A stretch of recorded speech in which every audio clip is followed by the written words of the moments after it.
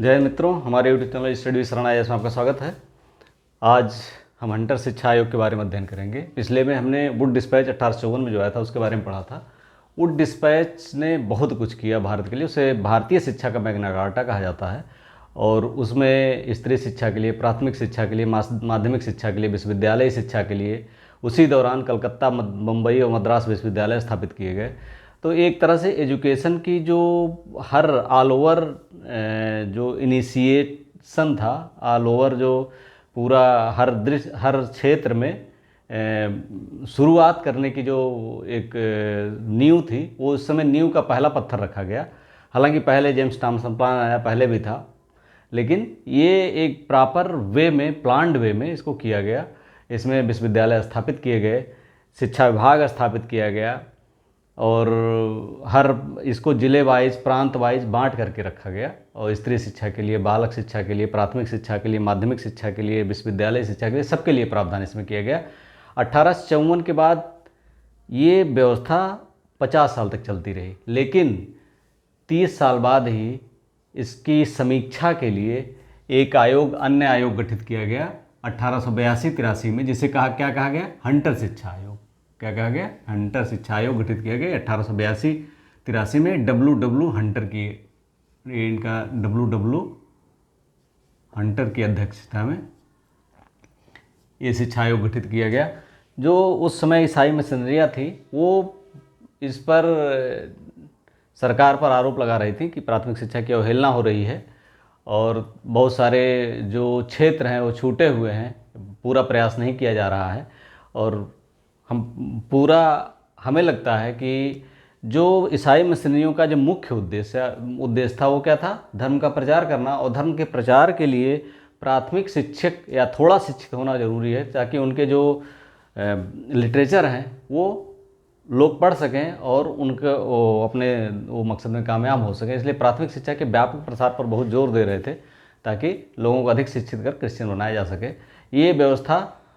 लेकिन उसका जो प्रभाव हुआ हंटर शिक्षा, वो पॉजिटिव हुआ भारत के संदर्भ में, क्योंकि प्राथमिक शिक्षा जब शिक्षित होने के बाद इसका जो प्रयोग सबसे ज़्यादा किया, क्रांतिकारियों ने किया। शिक्षित होने के बाद पूरे देश को गांधी जी जोड़ पाए। और शिक्षा का स्तर हालांकि उतना नहीं था, लेकिन जितना था वो जोड़ने उनके लिए, उन्होंने उतने में ही अपना काम चलाकर देश को स्वतंत्र करा लिया। बाद में अभी तक शिक्षा प्रसार की, शिक्षा के उन्नयन की लगातार प्रयास चल रहे हैं कि 100% लिटरेसी रेट प्राप्त हो, वास्तविक रूप से लोग शिक्षित हों, ना कि केवल कागज़ों में शिक्षित हों, वास्तविक रूप से लोगों के प्रबुद्ध हों। तो वो प्रयास अभी भी लगातार जारी है। विश्वविद्यालय शिक्षा, प्राथमिक शिक्षा, माध्यमिक शिक्षा, सब पर अलग अलग समय में अलग अलग जोर दिया जा रहा है। तो ये व्यवस्था जो है, हंटर शिक्षा आयोग का जो मुख्य काम सौंपा गया, इसमें विश्वविद्यालय शिक्षा नहीं था। इसमें किस पर जोर था? प्राथमिक शिक्षा पर। इसमें किस पर जोर था? प्राथमिक शिक्षा। ठीक। इसमें जो पहला बिंदु था उसमें यही था कि प्राथमिक शिक्षा को अधिक व्यवस्थित किया जाए। इसमें प्राथमिक शिक्षा के सुधार और विकास पर विशेष ध्यान दिया गया और प्राथमिक शिक्षा के विकास पर बहुत ध्यान दिया गया इसमें। और दूसरी जो मुख्य बिंदु था, निजी प्रयत्न। ये हालांकि वुड डिस्पैच में भी था, निजी प्रयत्नों को बढ़ावा दिया जाना चाहिए, लेकिन यहाँ पर निजी प्रयत्न जो किए गए उसे नाकाफ़ी माना गया और कहा गया कि इस पर और विशेष ध्यान देना चाहिए। और ये तभी होगा जब जो निजी प्रयत्न के स्कूल हैं, कॉलेज हैं, उनको भी मान्यता मिले सरकारी स्कूलों के बराबर। निजी स्कूलों के कॉलेज और स्कूल और कॉलेज जो हैं, सरकारी स्कूल के बराबर मान्यता मिले,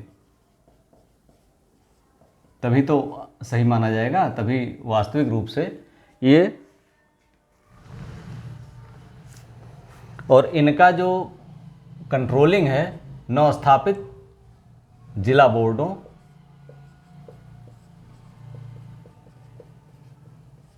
और जो नगर बोर्ड और जिला और नगर बोर्ड, इनको दे दिया जाए। इसका जो दूसरा बिंदु था, अब यहाँ निजी प्रयत्न हो गए। आज भी देख रहे होंगे कि निजी प्रयत्न जो है क्या होता है, निजी प्रयत्न आप आज भी जो जूनियर तमाम सारे खोले गए हैं, या सरकारी कॉलेज जो प्राइवेट कॉलेज जो खोले जाते हैं उनको सरकार द्वारा मान्यता प्राप्त की मान्यता दी जाती है। सरकार उनकी डिग्री जो है, उनकी जो सर्टिफिकेट्स होते हैं वो सरकारी स्कूल के बराबर मान्य होता है। ऐसा नहीं है कि उनके सर्टिफिकेट बाद है। तो वो व्यवस्था यहाँ से पड़ी थी कि जो निजी क्षेत्र में स्थापित स्कूल हो, प्राइवेट स्कूल हो, उनको भी सरकारी स्कूलों के बराबर मान्यता प्राप्त हो। और आज उससे एक कदम आगे बढ़ करके उनको सरकारी स्कूलों के समान वेतन और सारी सुविधाएं सरकार द्वारा ही प्रदान कर दी जाती हैं। निजी स्कूलों को उनको प्रबंध तंत्र के अंदर चलाया जाता है। तो बहुत सारी चीज़ें वो आज बहुत साल हो गए तो बहुत सारी चीज़ें उसमें ऐड कर दी गई, लेकिन मूल रूप से जो मान्यता प्रदान करने की बात थी वो यहीं से थी, निजी प्रयत्नों को के जो स्कूल, ताकि लोग निजी प्रयत्नों को बढ़ावा दें। अब स्कूल को सर्टिफिकेट ही मान्य नहीं होगा, स्कूल ने जो सर्टिफिकेट डिग्री इशू की वो मान्य ही नहीं होगा, तो कौन खोलेगा, कौन उसमें पढ़ेगा। इसके बाद जो है दूसरा बिंदु है इसका, शिक्षा के दो खंड हों। शिक्षा दो क्षेत्र में, शिक्षा के दो खंड हों। माध्यमिक शिक्षा में दो खंड कर दिए जाएं, एक तो साहित्यिक और दूसरा व्यावसायिक। साहित्यिक शिक्षा का उद्देश्य था कि फर्दर एजुकेशन के लिए, हायर एजुकेशन के लिए स्टूडेंट्स को तैयार करना, हायर एजुकेशन के लिए स्टूडेंट्स को तैयार करना, उच्च शिक्षा के लिए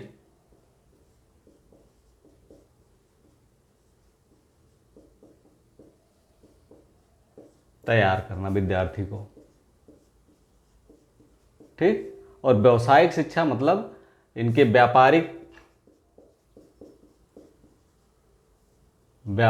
कार्य का ज्ञान, यानी कोई किसी क्षेत्र में जाना चाहता तो उसको व्यापारिक कार्य। आज भी देखिए हाई स्कूल के बाद क्या होता है, ITI कर लो, पॉलिटेक्निक कर लो, इंटर के बाद डिग्री ले लो और बीटेक कर लो, तो वो सब चीज़ें व्यावसायिक शिक्षा और साहित्यिक शिक्षा अलग अलग। और एक आज भी है कि हायर एजुकेशन जो जाना हो ग्रेजुएशन कर ले। और हालांकि अभी व्यवस्था व्यावसायिक कार्य का ज्ञान तब इंजीनियरिंग कॉलेज उतने नहीं थे, तो आज यहाँ भी अलग हायर एजुकेशन की व्यवस्था कर दी गई है। इसके बाद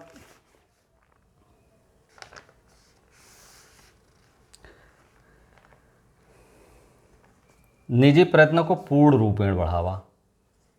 निजी प्रयत्नों को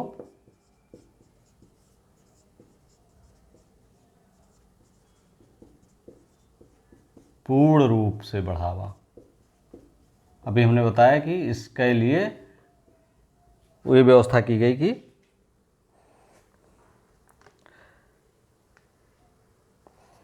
मान्यता वाली बात अभी हमने जो बताया वो इसमें व्यवस्था की गई। और ये भी कहा गया कि माध्यमिक शिक्षा से सरकार को हट जाना चाहिए, यानी माध्यमिक शिक्षा से हट जाना चाहिए,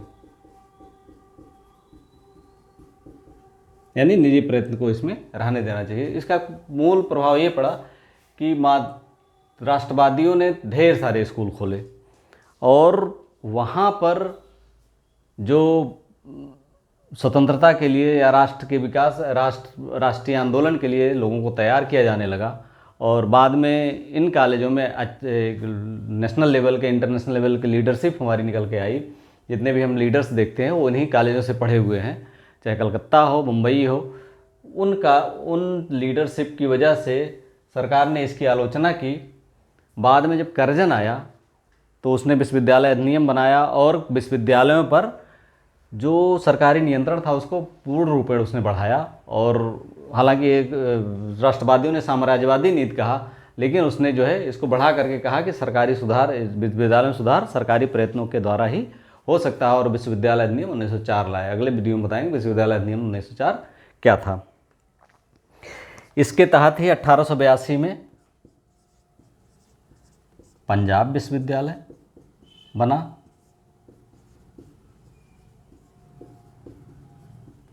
और 1887 में इलाहाबाद विश्वविद्यालय ये बना। ये 2 विश्वविद्यालय इस अधिनियम के द्वारा बनाए गए 2 विश्वविद्यालयों की स्थापना हुई। और इसने ये भी कहा कि प्रेसिडेंसी नगरों यानी बम्बई, कलकत्ता, मद्रास में महिला शिक्षा के लिए पर्याप्त व्यवस्था है, महिला शिक्षा को पर्याप्त बढ़ावा नहीं दिया गया। इस शिक्षा व्यवस्था से प्राथमिक शिक्षा को एक गति तो मिली, लेकिन माध्यमिक शिक्षा को छोड़ दिया गया निजी हाथों में। और इससे देश को फ़ायदा ये हुआ कि माध्यमिक शिक्षा और निजी प्रयत्नों को बढ़ावा देने के लिए, अनुदान आधारित व्यवस्था को बढ़ावा देने के लिए, कि जो निजी क्षेत्र के कॉलेज खोले गए, राष्ट्रवादियों ने खोले और उसमें राष्ट्रवादियों को तैयार किया गया। और बाद में एक जो महत्वपूर्ण एक हम लहर देखते हैं 1900 के बाद, जो डिस्टर्बेंस देखते हैं, वो डिस्टर्बेंस में जो हमारे नेता उभर कर आते हैं, यंग लीडर्स आते हैं, स्वदेशी आंदोलन के दौरान है, उसके बाद जो लीडर्स आते हैं वो इन्हीं कॉलेजों की उपज थे। वीडियो अच्छा लगा तो like, subscribe and share. Thank you for watching. अगली वीडियो में 1904 का जो विश्वविद्यालय अधिनियम है उसके बारे में चर्चा करेंगे, और 1854 का वुड डिस्पैच और उससे संबंधित प्रावधान क्या थे, ये हमने पिछली वीडियो में दे दिया है, डिस्क्रिप्शन में है उसका। और कितने अब तक आयोग आए, NEP 2020, नेशनल एजुकेशन पॉलिसी 2020 तक, और वुड डिस्पैच से या उसके पहले जेम्स थॉम्सन प्लान से वुड डिस्पैच तक कितने आयोग हैं, एक क्रम में हमने लिख दिया उसमें। वो आप वहाँ से जा कर के देख सकते हैं। एक शार्ट्स भी है, उसको हमने डिस्क्रिप्शन में उसका भी लिंक दे दिया है, आप वहाँ से भी देख सकते हैं सारे। कभी कभी वो क्रम पूछ लेता है कि कौन सा आयोग किस सन में आया था, कौन सा आयोग किस सन में आया था। जैसे 1882 या 1854 आया, 1904 विश्वविद्यालय अधिनियम आया। तो इस तरह से तमाम सारे जो हार्टोग कब आया, कोठारी कब आया, राधाकृष्णन कब आया, तो ये इसका क्रम जो पूछते हैं, या किस आयोग में किस चीज़ पर जोर दिया गया है, ये पूछ लेता है। तो ये चीज़ें हमने जो है पिछले क्लास में कर दिया है, वो आगे क्लास में रेगुलर हम सारे आयोग के बारे में बताते रहेंगे। वीडियो अगर अभी तक आपने सब्सक्राइब नहीं किया, लाइक नहीं किया, सब्सक्राइब नहीं किया और शेयर नहीं किया, तो वो कर लीजिए। Thank you for watching.